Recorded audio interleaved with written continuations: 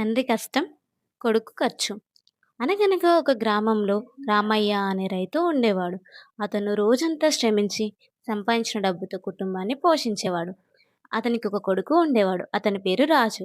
రాజు మాత్రం ఏం పని చేయకుండా తండ్రి సంపాదించిన డబ్బును ఇష్టం వచ్చినట్టు ఖర్చు చేసేవాడు. అది గమనించిన రామయ్య చాలా బాధపడతాడు.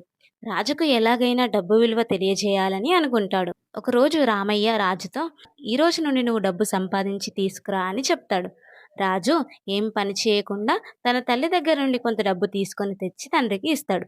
అప్పుడు రామయ్య రాజును ఆ డబ్బును తీసుకెళ్లి బావిలో పడేయమని చెప్తాడు. రాజు సరే అని డబ్బు తీసుకెళ్లి పడేస్తాడు. రెండవ రోజు మరొకరిని అడిగి మళ్ళీ డబ్బు తెచ్చి ఇస్తాడు. తండ్రి మళ్ళీ బావిలో పడేయమని చెప్తాడు. రాజు సరే అని పడేస్తాడు. మూడవ రోజు ఎవరు డబ్బులు ఇవ్వకపోవడంతో రాజు రోజంతా కష్టపడి సంపాదించి డబ్బు తెస్తాడు. తండ్రికి ఇస్తాడు.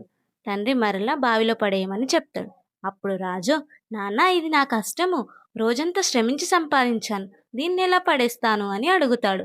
అప్పుడు రామయ్య నవ్వుతూ, మొదట 2 రోజుల డబ్బు నీ కష్టం కాదు కాబట్టి సులభంగా పడేశావు, కానీ ఈ రోజు డబ్బు నీ కష్టం, అందుకే దాని విలువ నీకు తెలిసింది అని చెప్తాడు. రాజు తన తప్పును అర్థం చేసుకొని ఆ రోజు నుండి కష్టపడి పని చేయడం, డబ్బును జాగ్రత్తగా ఖర్చు చేయడం నేర్చుకున్నాడు. నీతి: కష్టపడి సంపాదించిన డబ్బు విలువ తెలిసినవాడు డబ్బును వృధా చెయ్యడు.